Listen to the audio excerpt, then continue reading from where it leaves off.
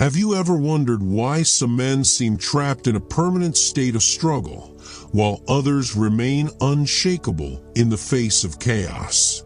It isn't about IQ, it is about wisdom. Stoicism teaches us that there are 7 specific phrases, verbal red flags that signal a weak mind and a fragile spirit. If you catch yourself saying even one of these, you are unknowingly sabotaging your own power. Today we expose these silent killers and replace them with unbreakable truth. If you are ready to leave the path of the fool and walk the path of the sage, subscribe now. Let the transformation begin. The first mark of the foolish man is the refusal to accept ownership.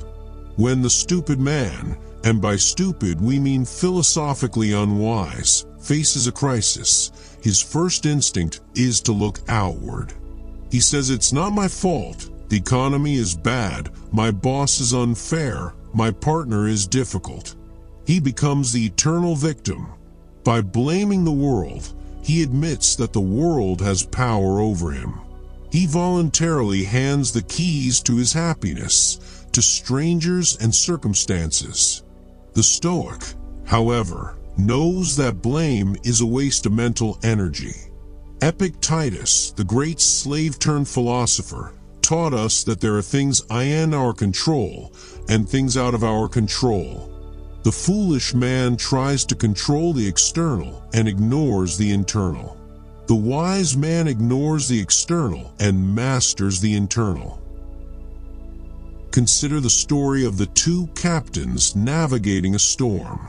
The foolish captain screams at the wind, cursing the waves for being too rough, shouting at the gods for their cruelty. He abandons the wheel to shake his fist at the sky. The wise captain looks at the same storm and says nothing. He knows the storm does not care about his opinion. Instead, he adjusts his sails. He grips the wheel tighter. He focuses only on what he can do, steer. When you say "it's not my fault," you are the captain screaming at the wind. You are declaring your own helplessness. A Stoic understands that while the event might not be your fault, the response is always your responsibility. To blame is to remain a child, to accept responsibility, even for messes you didn't make, is the first step toward manhood. As long as you are busy pointing fingers, your hands are too busy to build a solution. This is perhaps the most dangerous lie a man can tell himself. "He made me lose my temper." This phrase implies that your emotional state is a remote control device, and everyone around you holds a remote. The foolish man believes that insults, traffic, or rude people force him to react. He is a puppet jerked around by the strings of other people's behavior. If the world is kind, he is happy. If the world is harsh, he is miserable. He has no fortress of the mind. Seneca, the Roman statesman, famously said, "Anger is a temporary madness." He described anger not as a sign of strength, but as a sign of weakness, a collapse of reason. When you say someone made you angry, you are admitting that you lack the discipline to guard your own mind. Imagine a man walking through a crowded market. Someone bumps into him hard. He spins around, furious, ready to fight, screaming about respect. Then he looks down and sees that the person who bumped him is blind and uses a cane. Instantly, his anger vanishes, replaced by compassion. What changed? The physical event was the same. The bump was the same. The only thing that changed was his judgment of the event. This proves that the stranger did not make him angry. His opinion of the stranger made him angry. The stupid man is a slave to his immediate impressions. The Stoic pauses. He realizes that an insult is like a rock thrown at a cliff. If the cliff is solid, the rock simply bounces off. If you are easily provoked, you are easily controlled. Do not give anyone that power over you. The foolish man lives his entire life in the future. He says, I'll be happy when I get that promotion. I'll be happy when I buy that house. I'll be happy when I retire. He treats the present moment as a waiting room, a mere obstacle to get through to reach some imaginary paradise. This is the definition of anxiety and dissatisfaction. By tying his happiness to future events that may never happen, he guarantees misery in the now.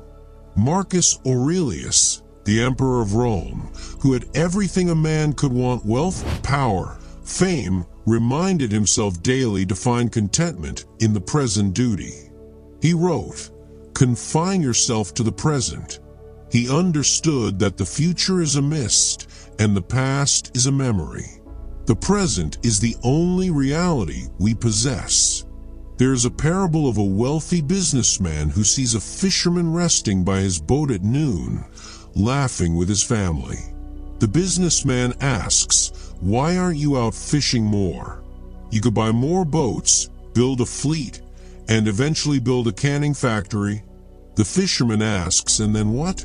The businessman says, "Then you could retire, sit by the ocean, sleep late, and enjoy your family." The fisherman smiles and says, "Sir, what do you think I am doing right now?" The stupid man runs on a treadmill, chasing a horizon he can never catch. He postpones his life until he is too old to enjoy it.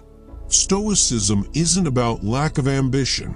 It's about ambitious action without the desperate attachment to the result. If you cannot find peace in who you are today, you will not find it with $1 million tomorrow. You will simply be a rich, miserable man. Stop waiting to live. This is the cry of a man who believes the universe owes him comfort. When tragedy strikes, when he loses money or falls ill, the foolish man feels personally targeted. He views hardship as an injustice. Why me? I'm a good person. This isn't fair. He resists reality. This resistance creates suffering, turning pain, which is inevitable, into misery, which is optional. The Stoic embraces a concept called amorphati, a love of fate. Not just tolerating what happens, but loving it. The Stoic sees every obstacle not as a block in the path, but as the path itself. Imagine you are a wrestler. If your coach pairs you with a weak, fragile opponent, you learn nothing. You remain weak. But if your coach pairs you with a giant, a champion who throws you around the mat, you struggle, you sweat, and you bleed. The foolish man asks, "Why does the coach hate me?" The wise man understands, the coach is trying to make me a champion. Life asks that coach, when you say, "Why is this happening to me?" you are rejecting the training. You are wishing for a life of ease, which is a life of decay. Marcus Aurelius thanked the gods for his difficulties because they allowed him to test his virtue.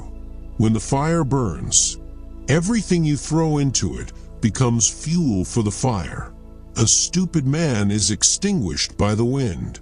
A Stoic is the fire that burns brighter because of it. Stop asking, "Why me?" and start asking, "What can I learn from this?" The moment a man thinks he knows everything, he stops growing. The phrase, "I know that already," is the tombstone of intelligence. The foolish man protects his ego by pretending to be an expert. He listens to reply, not to understand. He views new information as a threat to his intelligence rather than a supplement to it. He is rigid and like a dry twig. Because he is rigid, he snaps easily. Epictetus was a teacher, and he would kick students out of his classroom who were arrogant. He famously said, "It is impossible for a man to learn what he thinks he already knows." If your cup is full, nothing more can be poured in. There is a Zen story that mirrors this Stoic truth perfectly. A scholar visited a master to inquire about Zen. As the master served tea, he poured the scholar's cup full and then kept pouring.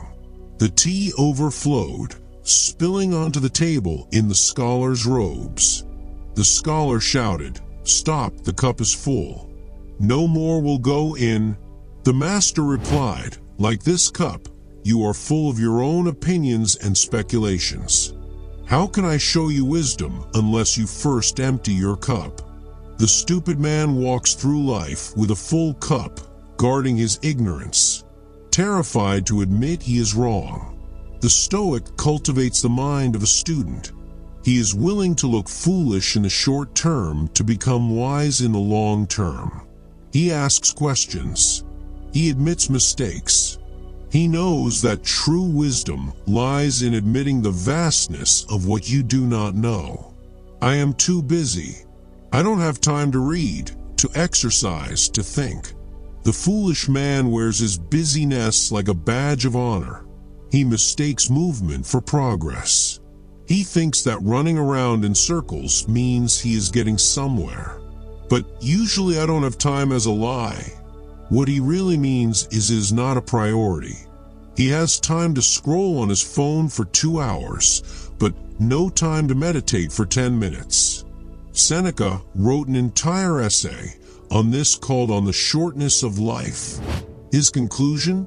Life is long enough if you know how to use it. He observed that men guard their money greedily.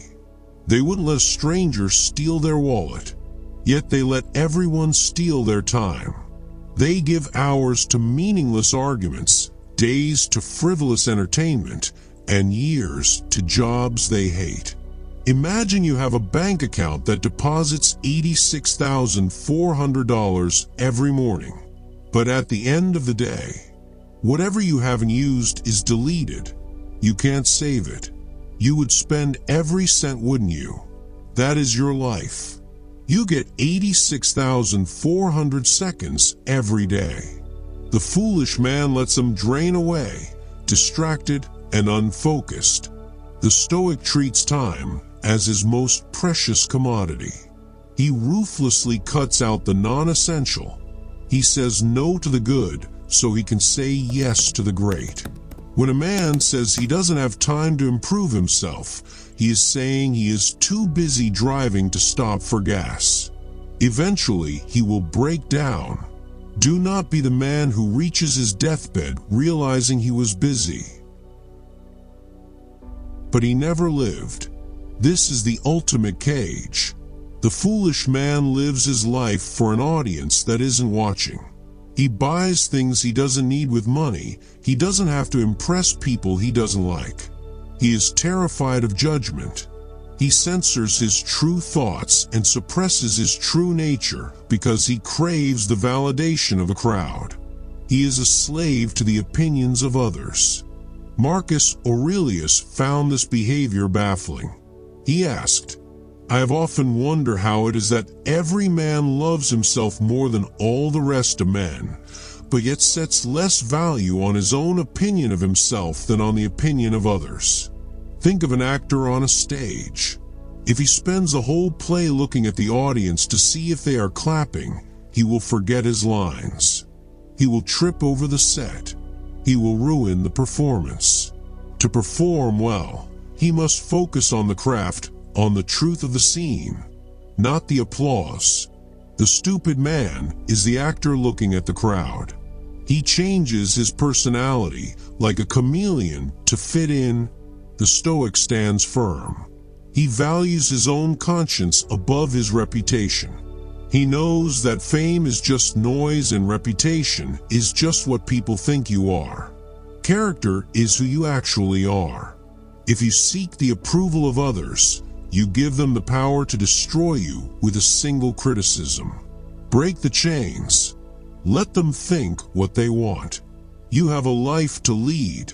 These 7 phrases, blaming others, claiming anger, postponing happiness, rejecting fate, feigning knowledge, wasting time, and fearing opinion, are the walls of a prison you built for yourself.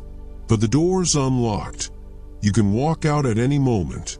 Stoicism isn't about suppressing emotion. It's about suppressing stupidity. It's about seeing the world clearly and acting with courage.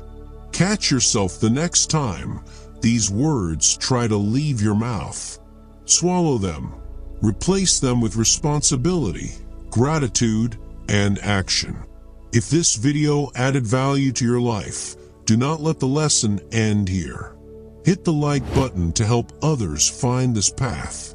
And subscribe specifically if you want to master your mind while others lose theirs. The choice is yours.